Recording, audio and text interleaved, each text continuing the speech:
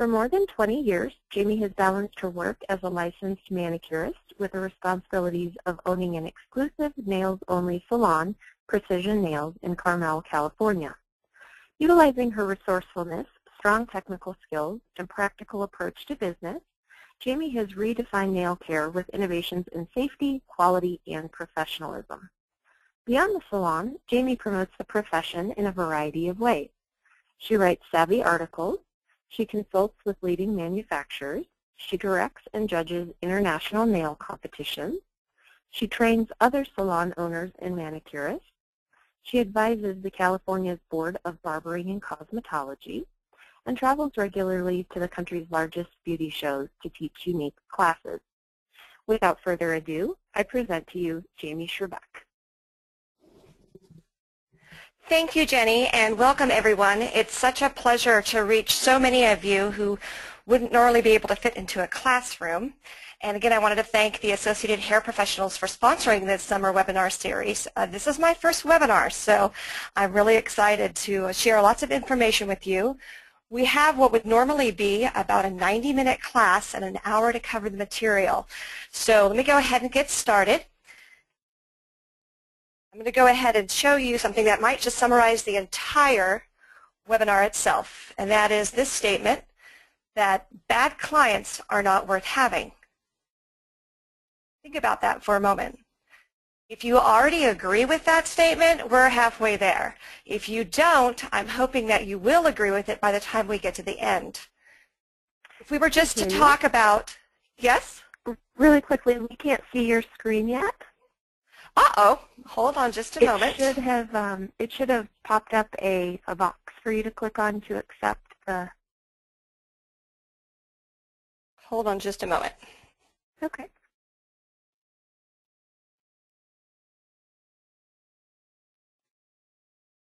Are we there? No. Here's what. Let me take back the control panel, and then I will kick it back to you.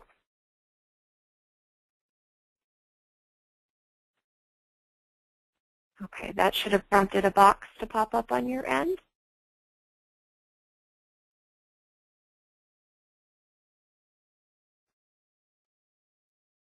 There we go. Is it there? Yes, it is. Okay, perfect. When I already had launched the PowerPoint, it wouldn't let my mouse click on that box, so I'm glad we're all together now. Great, so bad clients are not worth having. That's something I strongly believe in as a person who actually provides customer service. And that may seem counterintuitive because if it weren't for our clients, we'd have no business, those of us who own salons and provide services directly to clients. So let me explain it a little bit further. This quote captures essentially the essence of the kind of business that we operate. We're in the relationship business, and that relationship is based on mutual respect. So the quote is, "The purpose of a business is to create a mutually beneficial relationship between itself and those that it serves." So in a mutually beneficial relationship, then our client is seeking a service that we provide. We, of course, are seeking clients that are willing to pay for our services. And as in any relationship, we'd want it to be respectful. So if you have clients that respect your time and all the other things that go into providing these services, then you're in good shape. But many of us don't feel that way about some of our clients. I've often been asked, how do you fire a client? Well, that's part of what we're going to cover today. But more important, there are things that you can do that would discourage that kind of client from ever becoming one in the first place. Here's a statement that I made, and it was quite controversial at the time I made it, but I still strongly believe in it. And you can see it here. It says, "We at Precision Nails believe strongly that receiving a salon service should be a safe and pleasant experience for the consumer. Conversely, we believe that the professional providing the service deserves a safe and pleasant experience as well. Our salon does not suit everyone's needs, nor does everyone suit us. To be blunt, we will refuse service to those consumers who do not." Now, granted, this is not a statement that I put on my website or have front and center because it is seemingly somewhat confrontational, but the fact of the matter is that When you are a salon owner and a service provider, you have choices. You are not obligated to serve everyone that contacts your salon or walks through your door. That's one of the beautiful things about being in this business, is that we have choices that we can make. No one can demand to have service from you. And certainly if you felt that way about someone who is a potential client, and by potential client I mean someone who at first contacts you, you haven't served them yet, they're not on your schedule yet, you have the choice whether or not to put them on your schedule at all. So I would say that if you have any inclination that a person might be a problem, then you need to rely on your intuition and make the appropriate choice. So let's talk a little bit about who, yes? We're having some issues. We are actually not seeing the content that you're going over. What I'm seeing on my screen is just a screenshot of bad clients are not worth having, and I can see the backdrop of your desktop. So I'm not sure if you're previewing one screen and not the correct one, but we're not seeing the content that you're going over. Okay, I wish you had told me sooner and I would have gotten to that. Hold on just a moment.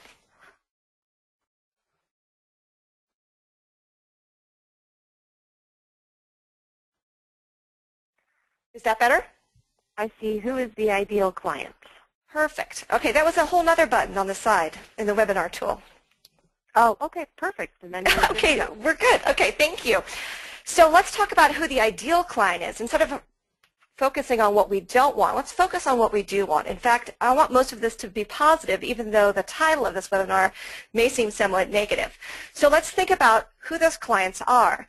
And I want you to realize that as you go through this list, that it has nothing to do with demographics. It's not about their gender or their age or their profession or how much money they make.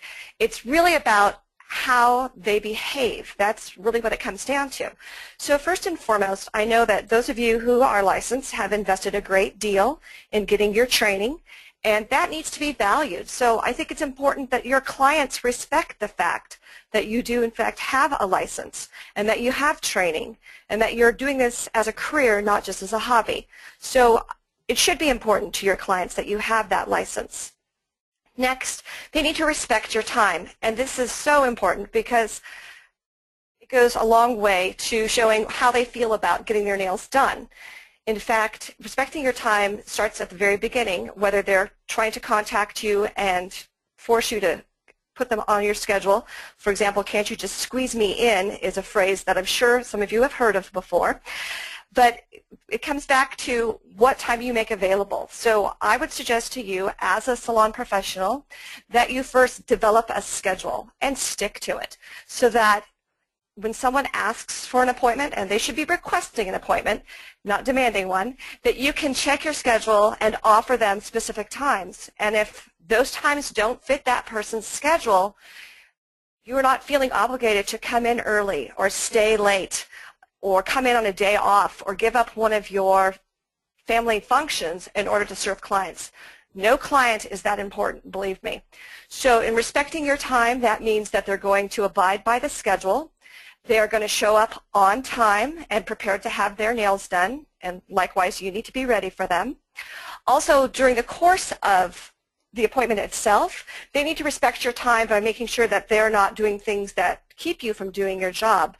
One of the things that we face often is the use of cell phones in the salon, and I don't have any problem with that myself as a service provider, unless, of course, that slows me down and keeps me from doing what I do best. So that's something that, in terms of a policy, you'll have to determine for yourself. Next, I want clients that expect a clean, organized salon environment because I'm going to give it to them. It should be important that your salon look this way because it goes back to the professionalism that you're portraying. It also keeps you in compliance with any sort of regulations, whether you're operating under a state board or if your area doesn't have any regulations at all. It still makes sense that you would want clients that appreciate the fact that doing nails involves more than just the actual service. It's all the other things that happen around it. And when clients come to expect this kind of environment, you're going to be more motivated to provide it. And if you have coworkers, they're going to be motivated as well. One of the best compliments you can get even before you start a service is when a client first walks through your door and comments about how beautiful and clean your salon is. That's a great start to a relationship. Next, you want clients that appreciate quality more than convenience, and that is they need to understand that good nails take time. They aren't available just on demand. In fact, the better you are at doing nails, the less convenient it may be for them because they may have to plan ahead to get on your schedule. And that's a good position to be in. In fact, one of the things I'll recommend a bit later is that you do schedule standing appointments, because then that's a sign that you have a strong relationship with a client and that they are committed to you and you're committed to them, and you're going to be around for the long term to provide them the same quality service again and again. An ideal client makes the appointments enjoyable, and by that I mean they don't need to entertain you necessarily, nor do you need to entertain them, but you should enjoy the time you spend with them. After all, you could be spending an hour, 2 hours, or even more with those clients, and if you see them on a regular basis, you certainly don't want to dread them coming in. That's one of the sure signs that you have a client on your schedule that you need to deal with. If you look at their name on your appointment book and you dread the fact that they're there, then something needs to be done. And that gets back to the idea that perhaps not every client is suited for you and vice versa. It just makes sense that you are going to feel more connected to certain people than other people. So what I would recommend in this situation is either to share that client with someone else in the salon if it's that bad, or if it's a situation where you don't think that person's appropriate for your salon at all, then there are ways, and I will share those with you later, where you can make it very inconvenient for them to come. Next, someone needs to compensate you well, and in fact, when you are in the salon, someone needs to pay for your time. Either you're paying for your time by providing the environment and buying all of your supplies and being there, or your client pays, and that's the situation we want. We want our clients paying for your time. And though it may not be a requirement that clients tip you, it certainly goes a long way in their showing appreciation. So if a client, for example, were to complain about the cost of your service, I would say that would be a red flag for perhaps either needing to adjust their schedule or adjust what they're having done so that it's not something where they feel they need to comment about that, because if they are complaining, that's an indication that perhaps either they can't afford it or they don't value you. Moving on to scheduling appointments. It's all about convenience for both you and the client. If you don't schedule appointments in advance and the client calls you either the same day they want an appointment or just a few days before, you're going to feel pressure to put them on your schedule.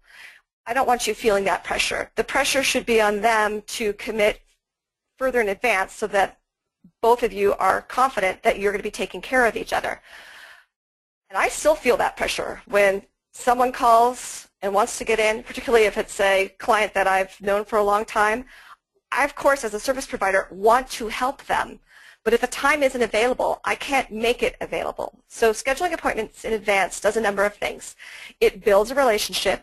It takes away that pressure, and it also makes it so that you don't have room for bad clients, as it were. You're not going to be as desperate to make room for someone when your schedule is already filled with great clients.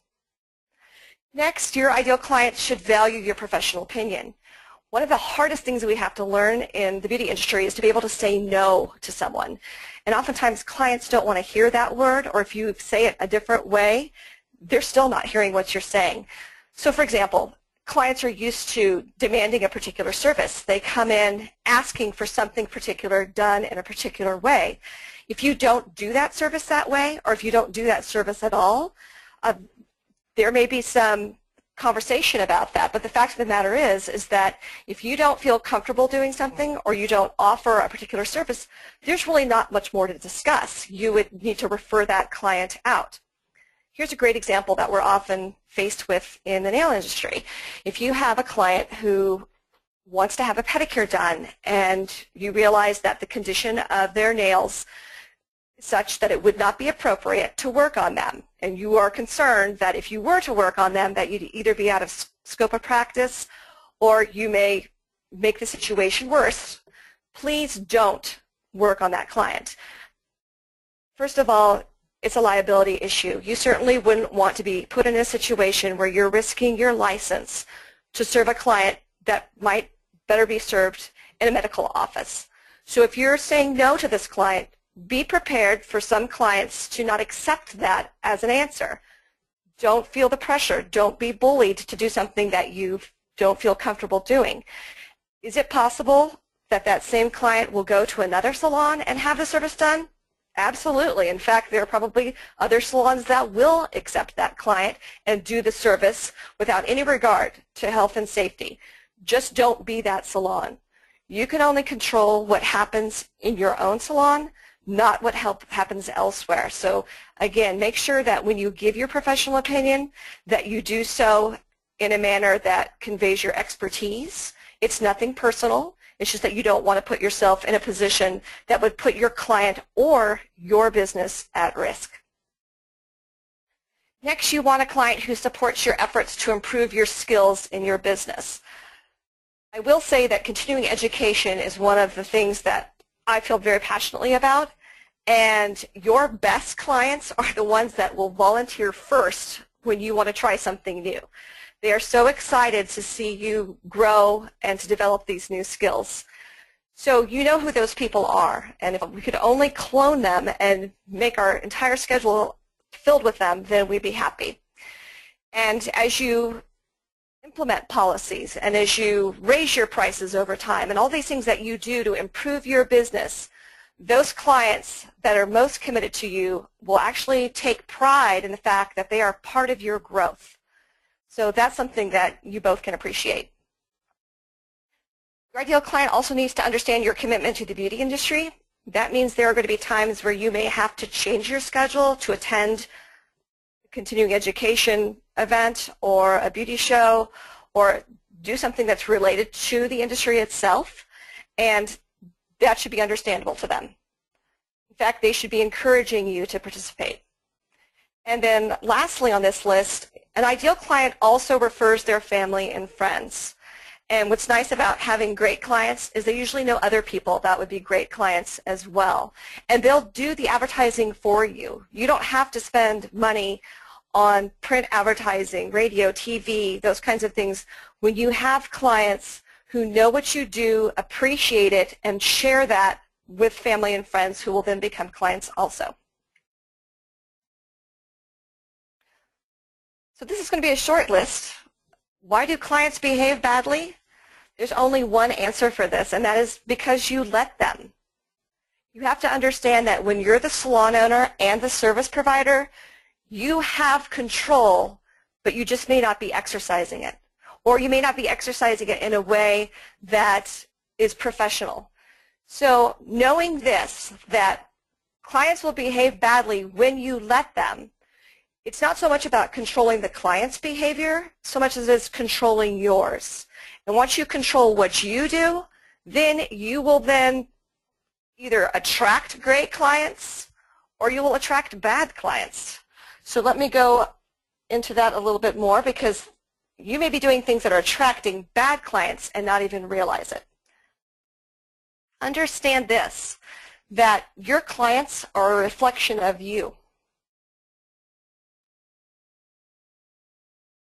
They'll get better when you do. Fortunately, there's lots of ways to get better. First of all, you need to be reliable. We want clients that are reliable. They want beauty professionals that are reliable. They want to know that when they show up on time for their appointment, that you're ready and on time for the appointment.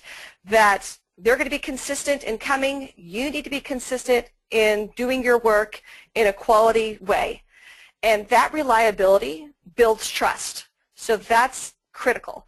Being reliable doesn't mean you need to come out with something new all the time. You just have to do what you do well every time the client is there. And that's a lot of pressure, because when we start our day may be 10, 12 hours long. There are other things happening. There's our personal lives that are happening. However, that cannot impact the quality of the service that you provide that client. In fact, it's almost like a performance when you come into the salon every day. You have to be on from the moment you get there to the moment that you leave, which is a huge challenge. I understand that. So some of the things I suggest are that if you are not a morning person, don't make your schedule available in the morning. If you're not going to be at your best, don't be there. In fact, what's so interesting is that you're not obligated to be there any particular time unless, of course, you're an employee and you've agreed to a particular schedule. So if you have control over these things and you realize that there are times of day or certain days that you don't want to work, then don't schedule them. Don't make yourself available.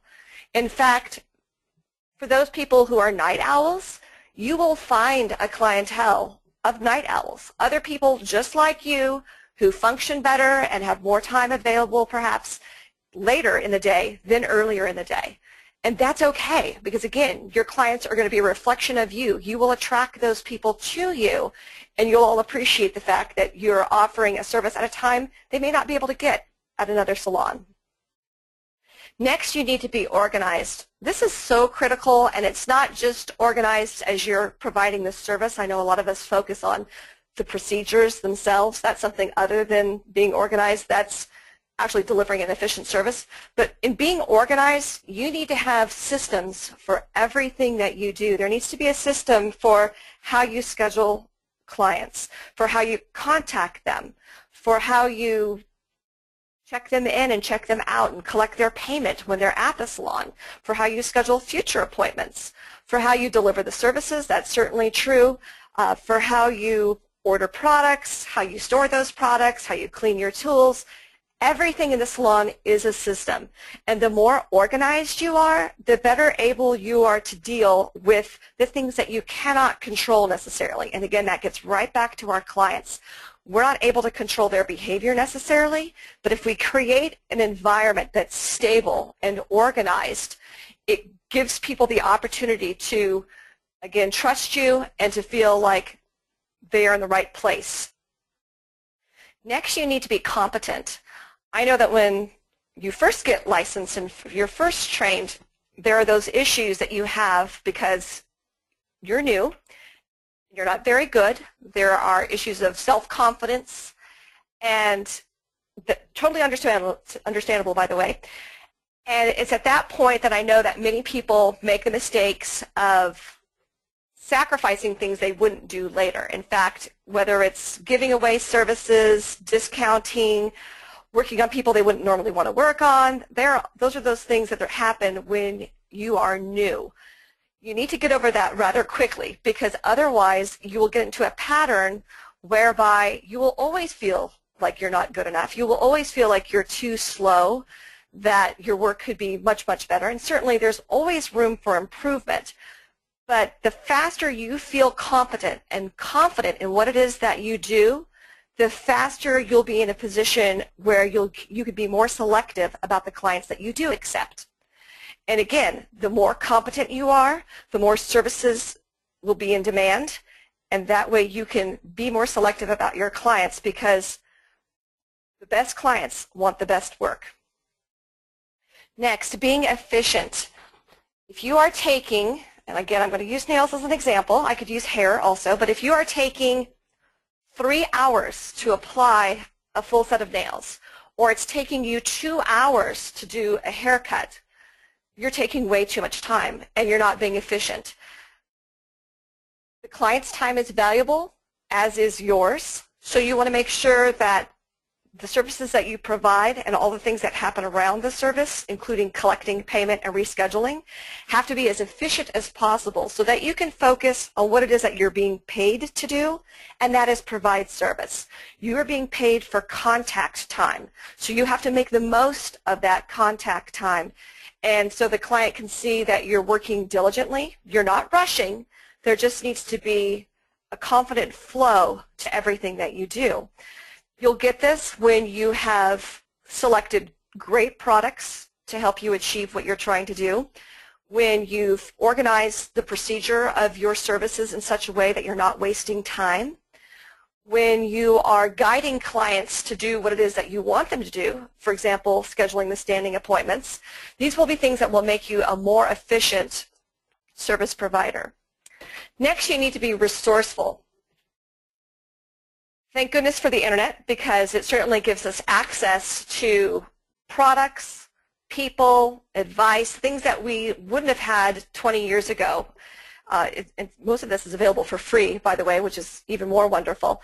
And in being resourceful, you need to find things that help you become more organized, competent, and efficient in the least expensive way possible. So it's not enough that you're able to bring things into your services that work well. They have to work well and be cost effective. Otherwise, your prices are going to be such that they're not going to be reasonable anymore. You need to be pleasant. And again, that comes from having confidence. When you're confident, it's easier to have conversations with people. It's easier to interact. It's easier to tell people no without seeming rude. These are all things that go into being pleasant. You need to want to be there, and it's so much easier to want to be there when you enjoy working on the clients that you have. Next, you need to be generous. And by that, I mean not necessarily giving things away for free. That's not what I mean by generous. I mean generous of spirit. You want to be someone that they feel confident in the sense that you are giving freely of yourself as you do these services. You are not feeling that you are living day to day or service to service. And here I'm going to give you a quick little example, because certainly I have worked with people that this has applied to, where literally if someone canceled at the end of the day, that service provider would not have been able to pay rent.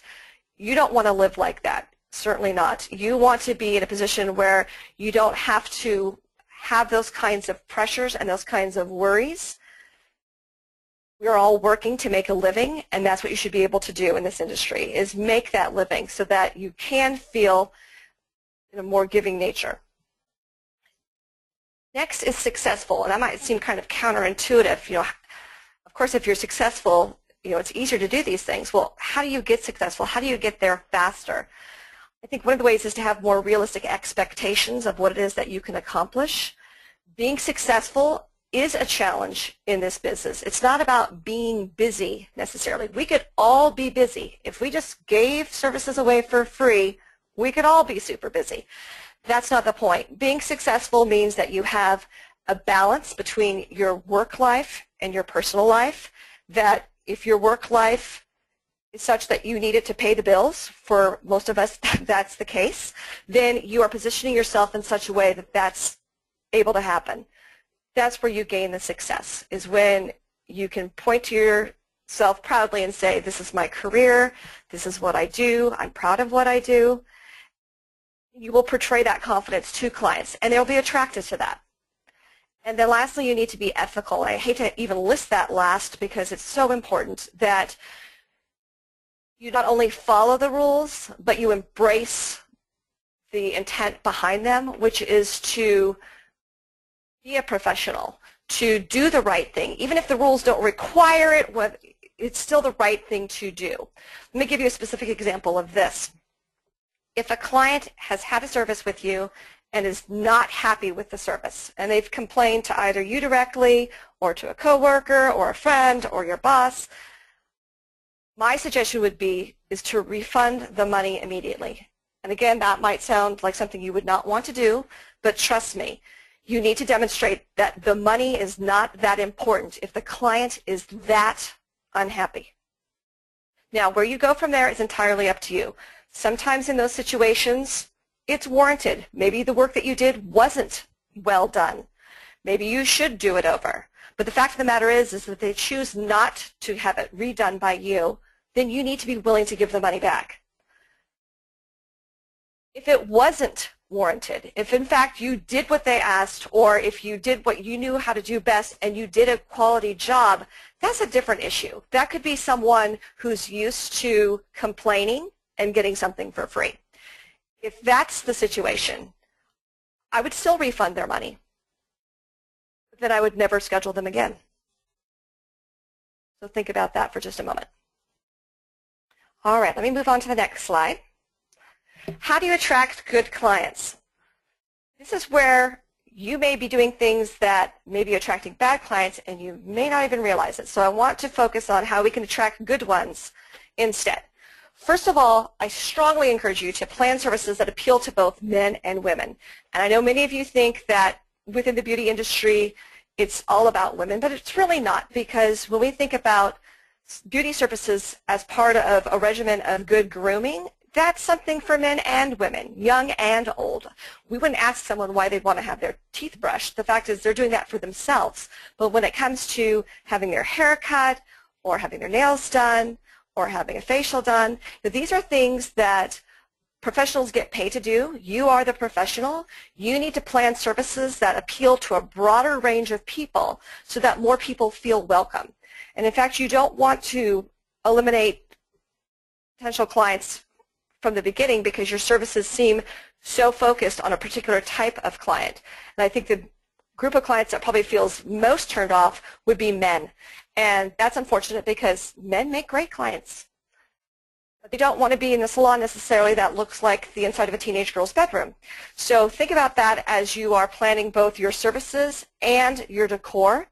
The services should not be priced or described in terms of gender. That's completely irrelevant. Who cares if a man wants to have polish applied? Who cares if a woman wants to have her nails buffed? It really doesn't matter. For those that are doing hair, we can talk about a different price for long hair versus short hair. I have no issue with that because that has to do with something that is there. It's a fact. It's not something that we could argue about. However, if it's something that's labeled according to gender and you're assuming that men have short hair and women have long hair and you're pricing things according to that, that I do have a problem with. So please eliminate anything that's gender specific and make your services gender neutral, and that will help. Make sure that you're protecting the client's health and safety. This is not only important because of regulations and the fact that you're liable should something go wrong. You want to do this because it's going to attract a different kind of client. Clients that appreciate health and safety are willing to pay what that costs. They're not as likely to argue with you when you explain what your pricing is. In fact, that shouldn't even be an argument at all. Pricing isn't negotiable. If you have your pricing, it is what it is. And make sure as you're determining what your pricing is that it's reasonable. And by reasonable, I mean there should be some sort of basis for what things cost. Some basic formula might include the cost of the products that are being used to deliver the service and the timing that it takes to deliver it.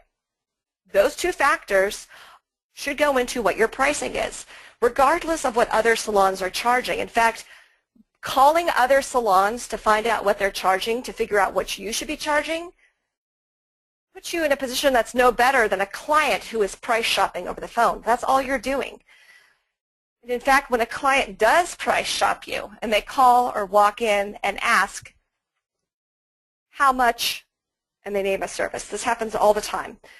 If you answer with a number, it doesn't matter what that number is, it's going to be the wrong answer because that number doesn't convey what the service includes, anything about the quality of the service, your skills as a professional. None of that's communicated in just a number. Clients should realize that it's not like shopping for a television set where they've determined a particular model and are now just searching for the best pricing and the lowest shipping charges. What you're doing is selling a service to these clients, so you have to be able to communicate what it is that they're getting. So I would recommend that if someone calls or walks into the salon and asks that specific question, because you know you'll hear it, how much is, rather than answering with a number right away, why not start asking some questions so you can determine what exactly it is that they're looking for. So if the question was, how much is a pedicure, you might ask them, do you need to have your calluses worked on? Did you want polish with that?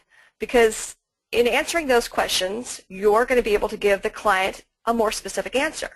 And it would make sense that the more they ask for, the more it's going to cost. I've put no discounts in parentheses there because that's something that I don't believe in doing.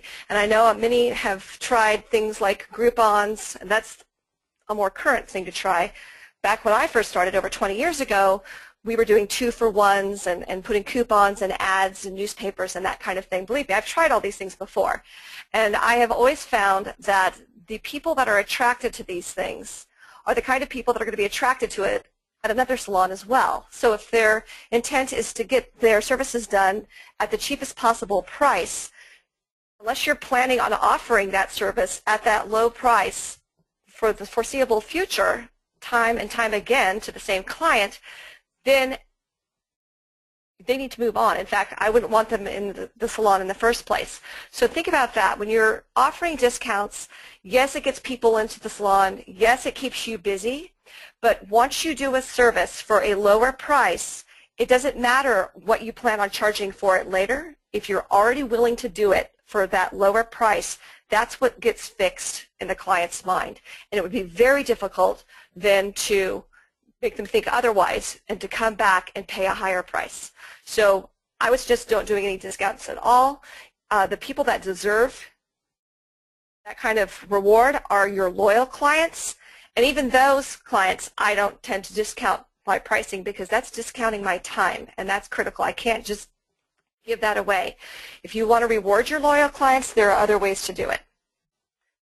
Next, you need to write and publish enticing service descriptions. If your menu is just a list with dollar amounts, haircut, manicure, facial, massage, whatever it is, with a price, that isn't even the half of it. So you need to write what it is that you do. You don't need to be so specific as to include the brand names of things that you use. That's not important. But you do need to think about it in terms of what a restaurant would do to help sell menu items. You need to describe what you're doing. I would include the timing that it takes for planning purposes and also include the price. Then it makes more sense because once they've read that service description and you list the price last, they'll understand what it is that they're getting and the price won't come as such a shock. Next, you have to have salon policies and procedures that are explained in writing. Once you do this, it can be published in a brochure that you can hand out directly. It can be displayed in your salon, in signage. You can even put a sign that faces outward from your salon that's visible from people just walking past. They don't even have to enter your salon to read what your offerings are. And, of course, it would be part of any sort of web presence that you have as well. And I'm going to go over some of those policies in just a moment. Next, you need to communicate expectations and exceed your clients. So in other words, when you schedule a new client in particular, you need to let them know when you want them to show up. As you're working on them, you need to demonstrate that while you're working at that moment, there may be some home care that they may have to do in order to keep up the results. You want them to reschedule in a timely manner. These are all things that you need to communicate to them throughout your interaction. But in terms of what they expect of you, you need to exceed your client's expectations. And that's probably one of the good things about the position our industry is in today. Client expectations tend to be pretty low, and it's really not that hard to do more than what they expect. But once you've done that, you have to be able to do it every single time. So be careful. So for example, if it's a new client and you decide to give them some free nail art, that's a trap because they may come to expect it every single time. So again, be careful. Make sure you do provide a quality service every time because that's what builds the relationship. You're someone they can count on. That's the reliability we talked about previous. And that's where you'll develop a reputation for being a strong professional. Make sure you use your professional judgment. If you don't feel comfortable doing something, make sure you exercise your right to say no. Be honest with your clients. Don't lie to them to convince them to do something. And that might seem ridiculous, but I've heard it done before. We hear it all the time with clients who, for example, come in thinking that they have one product on, realizing that they have another, and they were talked into it, or they weren't understanding that, for example, enhancements need maintenance. It's not something that you just put on and forget. those things are important to clients, and they'll appreciate if you're honest, even if it means that you're talking them out of doing something. That's okay. They'll respect you more for saying no when you can give them a good reason. I also recommend that you schedule standing appointments a year in advance. This does a whole lot of things. For one thing, it fills your schedule with great clients, first of all. And it also demonstrates that you're committed to doing this a year from now, that you're not going to find some other line of work, that you're going to bail on them in any kind of way. That's important too. So scheduling standing appointments is something that you could do at least a year in advance, knowing that either one of you could make adjustments to the schedule if necessary as the appointments come up. And then lastly, here we have reward clients for their loyalty and good behavior. Again, you don't want to reward clients who are new. They don't deserve it. They haven't done anything to demonstrate they're going to be good clients necessarily. So I would suggest that you reward clients, if you must, for being loyal and behaving well. And so how do you do that? It's not necessarily by giving them something for free. It's by being available and being the best professional you can. That's often enough for people. Telling them, thank you for being such a great client. I wish I had more clients like you. It's because of you that my business is a success. These kinds of things reinforce the value that they bring to your business. And then again, they demonstrate your value by paying you, tipping you if they feel that that's appropriate, and by being a good client. Let me move on to the next slide. And then we're going to move into some specifics. Over time, when you've been in the industry for long enough, you will realize that the kinds of clients you have at the 10-year mark are different from the clients that you had at the 1-year mark. And that should be the case. Your clients, again, should get better as you do. And some of the behaviors of clients that you put up with when you were new, didn't know any better, felt obligated, were desperate for money, all of those things, those excuses that people give me for doing the things that they do, those excuses should go away over time. You shouldn't be in the industry 10 years later still feeling the same way, desperate to work on people, working from service to service, paycheck to paycheck. That should not be the case. That's not a career. That's not a position to be in where you're going to feel that security. So I like to think that I have the clients that I do now because I'm forward-looking. I want those clients to grow with me. I want them to be there with me 5 years from now, 10 years from now. That's the foundation of my business. I am confident about the future because I have the kinds of clients that I have now. That's how you should be feeling about them. So moving into some specifics. This is the statement that we make available. This is our policy on appointments, and we call them appointment reservations for a reason. In my mind, the appointment isn't happening until it's actually the day and the time. Up until that point, it's merely a reservation. It's a commitment. It's a promise between you and the client to be there at a specific time to get something specific done. So I use the reservations word because that gets them thinking about the fact that you are reserving the time specifically for them. Unlike hotels and airlines, you're not in a position where you can overbook. You cannot put 3 people on your schedule for the same 1-hour appointment and just let the first person who shows up get the service. Our industry does not work that way. So if we cannot rely on clients to be there when we expect them to be there, that's a big problem. You can get around it by doing the things that are suggested here in this statement.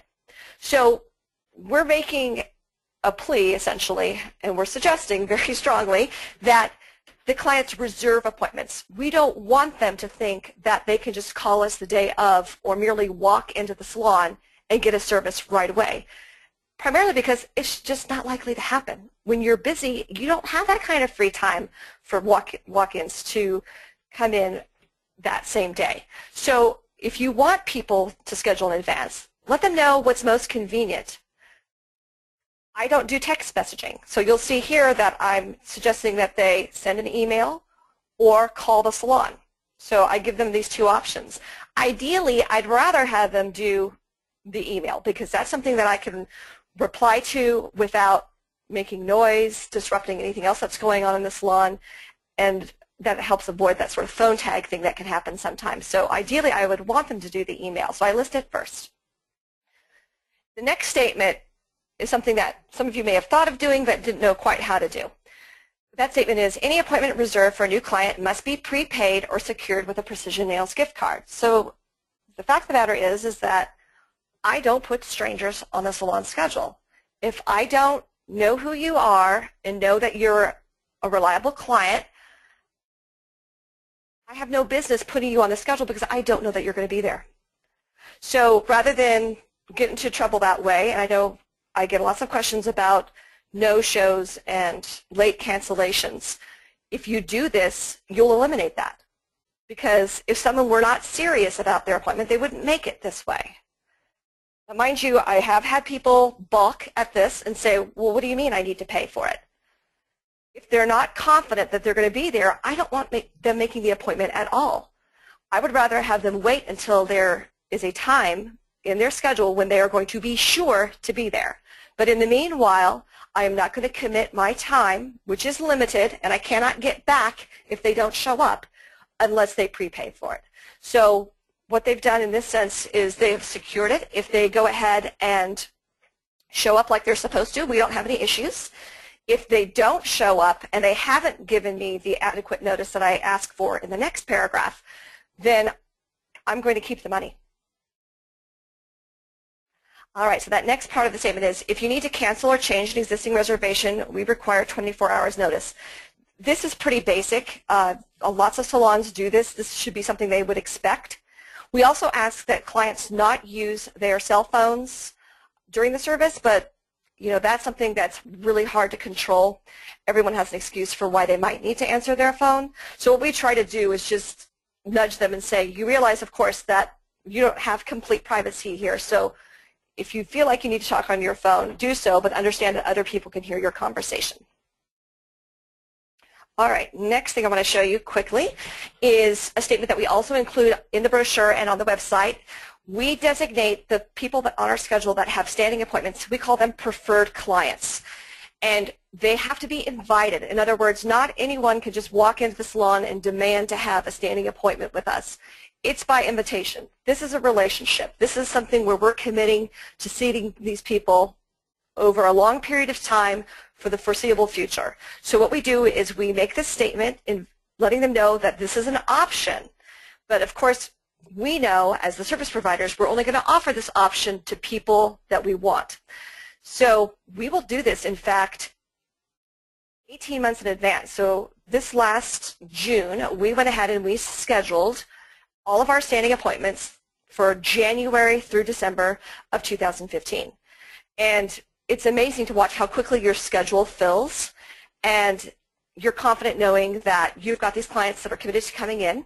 And of course, things can change, people can move, people die, unfortunately, or there are other circumstances may change where they may not be able to keep those appointments. But for the most part, I have found that when you commit people to standing appointments, more likely than not, they will keep them. They will, in fact, schedule vacations around their standing appointments if you are that hard to get into, if your schedule is not as convenient or available. You want to make yourself available to the people that mean the most to your business.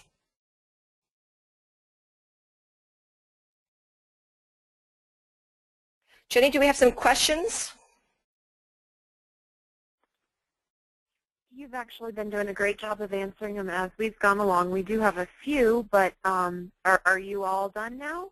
I am almost all done. I just want to make sure that we've got some questions. Okay, we do have a few. We'll have you keep going and to the end. But if you do have any other questions that haven't been answered, send those through now. I'll kind of collect those. And then the next few screens will actually answer those. So type in your questions as Jamie wraps up. And so last call for questions. Okay, let me just say that if you have clients in your schedule currently that don't suit you, that aren't what you would consider your ideal clients, there are several ways that you can go about changing that. Some clients will adapt if you develop policies and start enforcing them. They will change their behavior. Other people are completely hopeless, and I hate to say that, but it's true. So if you have some clients that you feel that their behavior could be modified somewhat once you make the changes that you need to make, then it may be worth approaching them and sharing your new policies with them and seeing how they respond. If there are people for whom that's not even likely to happen, my biggest suggestion is just don't schedule them. Even if they already have standing appointments, if they're the kind of client who is constantly canceling, rescheduling, then you owe it to yourself and your sanity to go ahead and just cancel any appointment they might possibly have on your schedule, and either not scheduling them ever again or only scheduling them on an appointment-by-appointment basis. If I felt that strongly about someone, I would not schedule them at all, particularly because that tells me that it's probably not someone who I respect or whose company I enjoy, so I would tend not to reschedule someone like that. If you are having worries about how to make that happen, fear not, because the easiest way to make all of these happen, whether it's you need to raise your prices or you need to write a brochure or write policies, there may be a lot of different things that you don't have in place already. Go ahead and do it all at once. Go ahead and make those changes all together. Don't piecemeal it. Don't ease them into it. Just hit them with your new schedule, the new pricing, the service descriptions, your new policy, and this will help filter out those people already in your clientele that no longer belong there. In fact, they may never have belonged there, and yet you've tolerated them for who knows how many years. So don't fall into that habit just because you have done something in the past that you cannot change and improve your business for the future. So as I said, changing your prices, writing the service descriptions, changing your schedule, doing those policies that address the issues that you can be faced with, whether it's no-shows, late cancellations, and doing so in a professional way. The more direct you are and the less explaining you do, the better. Otherwise, it sounds like you're apologizing and you're defending yourself for wanting to have a business where you're being compensated fairly. You shouldn't have to explain that. I mean, that should be pretty self-explanatory to anyone who understands what it takes to run a business. So doing that all at once, my suggestion would be to pick a date. So here we are, we're in the middle of August.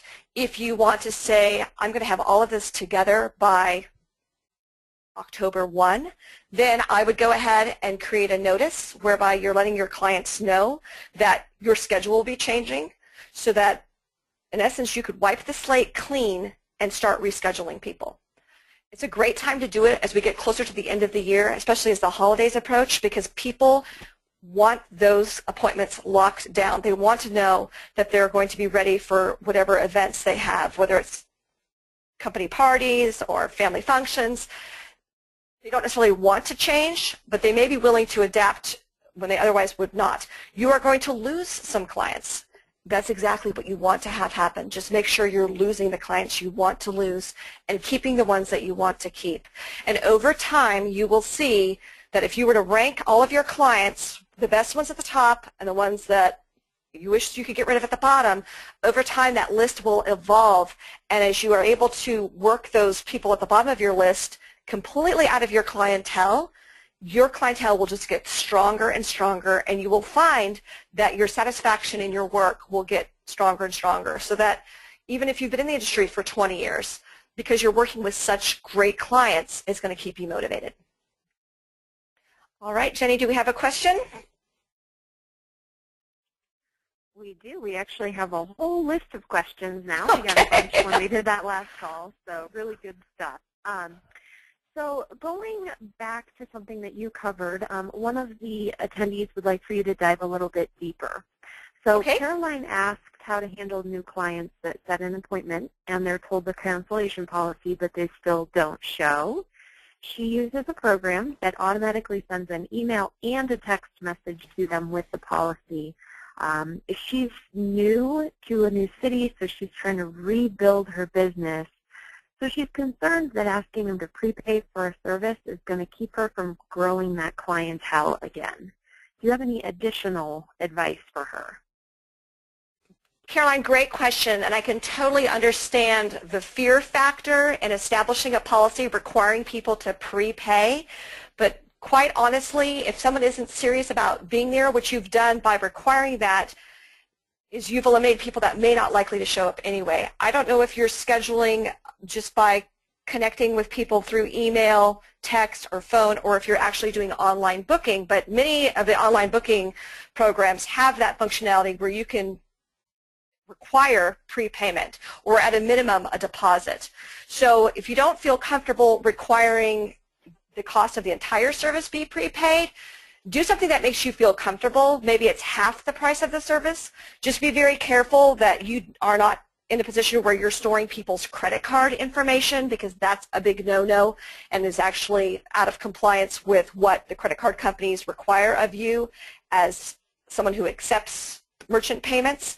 So if you don't feel comfortable asking for a prepayment of the entire cost, I would suggest that you require at least a partial payment, and that will weed out people that are not serious about your business. Now, if a client says, why do you do that? Do you have lots of no-shows? You can say, in fact, with this policy, we don't have no-shows. We want to make sure that you are committed to being here, and that's why we require that. It's not unusual. It's the same kind of thing that happens with hotels and airlines. You're prepaying or putting down a credit card in those situations as well.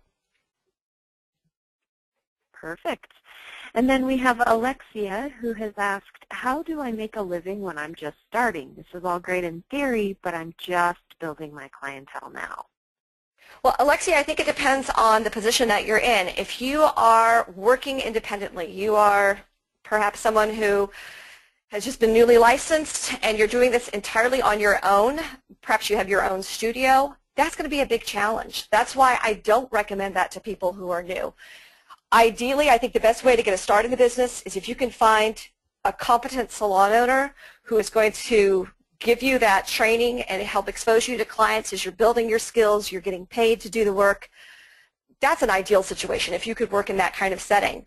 Or if you choose to be independent and you are a booth renter, for example, you need to position yourself in the situation that's going to most expose you to other clients. So that would be a situation, for example, if you were a nail professional, where you would be the only nail professional working in the hottest hair salon in town. That would be the fastest way to get that kind of exposure. You've put yourself in good company because there are other professionals there who are at the top of their game and have clients that appreciate them. So that would be a suggestion. But you're right, it is going to be very hard if you are brand new doing it alone. And so I would recommend that you reach out to other professionals that have been there. That's how I started, was on my own, but even then I was still working with a salon. So I was still surrounding myself with other professionals. You need that support. Otherwise, it's going to be very difficult.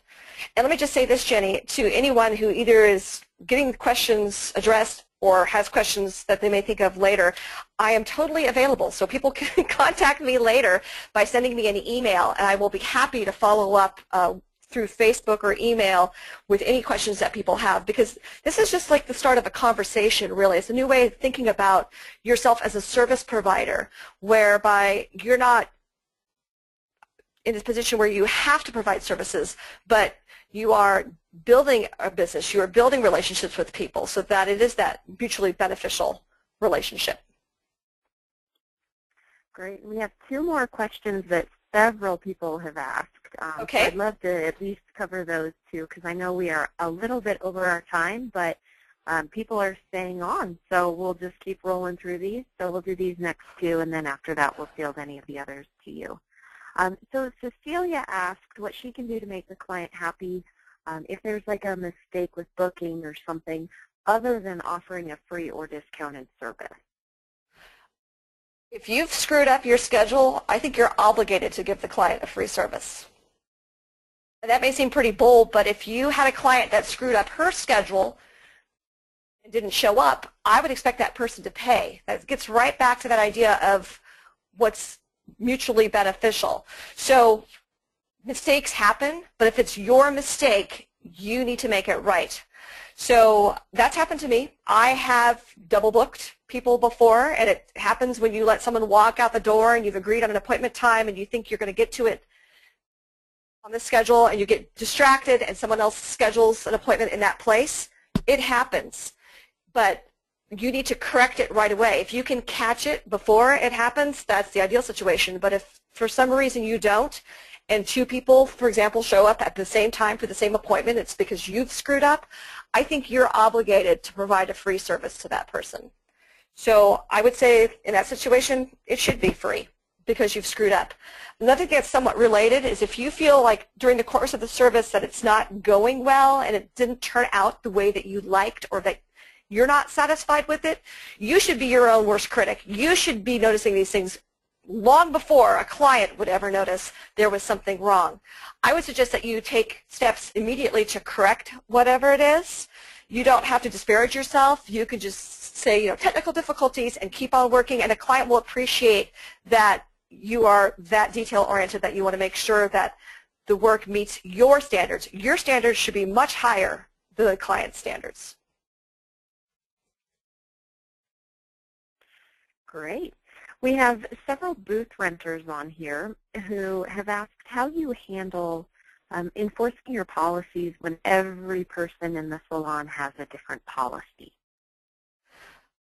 That's a great question. Everyone in the salon should have a different policy because they're all independent of each other. In fact, those are all independent businesses, so they should have different brochures, different pricing. Some of it might overlap, but that's okay.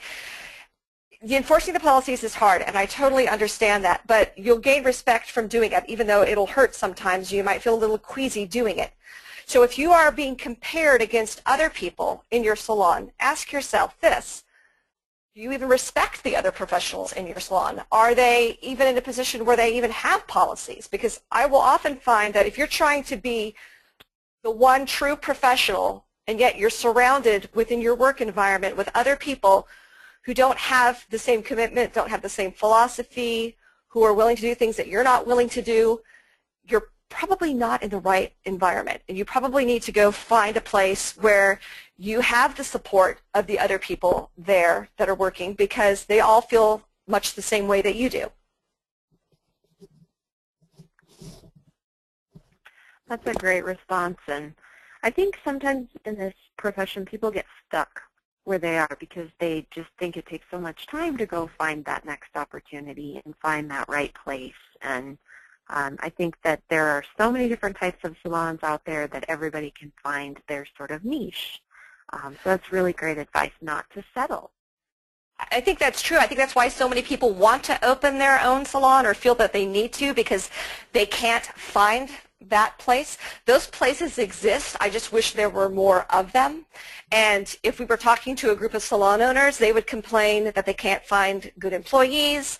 Employees and booth renters say they can't find good salons. We just need to get together on this, because we need to be able to support each other within the industry so that we don't have to worry about how clients are going to treat us, and we don't have to feel disrespected, that we make this more the norm than the exception.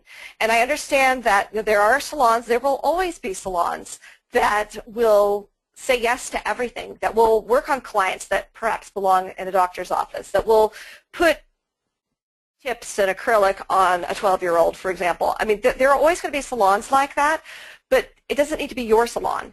And if you don't feel like you're in the right spot, you need to move, because the chances that you're going to convince either the salon owner or your other coworkers to do these things is fairly slim, because, and again, you don't have any control over them. So it may be a situation where you do need to move on. You need to work with people that work in the salon and operate the salon the way that you would if you were in charge. That's how you know whether you're in the right place or not. That's great. All right. Well, we do have more questions coming in. So, Jaime, if you wouldn't mind just giving your contact information so that people can contact you separately, that would be very helpful. Oh, that would be great. I will go ahead and give you my email address, which is my first name, and it's spelled J-A-I-M-E, Jamie. I know it looks like Jaime. J-A-I-M-E at precisionnails.com. That's my personal email address, and I will be happy to respond to questions. I know that some people have more specific situations that they may want to have help with. If anyone has any sort of brochure or something else in draft form, or they have one already printed but they would rather someone else look at it and give them feedback, I am more than happy to do that as well, and I don't charge for that. I'll be happy to look at your pricing, your policies, any of those things, because I'm going to look at it with a very critical eye so that you can make changes before you start printing and before you start sharing with your clients. So I love that kind of interaction. So I would certainly welcome anyone who's listening to go ahead and send me questions and specific examples of what they hope to do or the situations they may be in now where I could give them some advice that they could put to work. That's an amazing offer, and thank you for being available to these participants for that. I mean, that is invaluable. Well, I appreciate that people are willing to listen and consider doing things differently, because that's the only way that you're going to make these changes is if you start doing things differently, your clients will respond. They'll respond by either being even more committed to your business or they will leave. And either response is fine, because that way not only are you in a better place, but your clients will be in a better place as well. So true. All right. If you wouldn't advance, or if you wouldn't mind advancing to the next slide, please. Perfect. There we are. All right. Well, thank you so much for joining us today. Like I said, I'm Jenny Flanagan, and I work for Associated Hair Professionals. And we have put together this webinar series because we're a national association for hair and nail professionals, and our entire focus is helping you get the resources that you need to take your business to the next level. When you're a member of ours, you actually get a free website, and they're beautiful templates that you can choose from.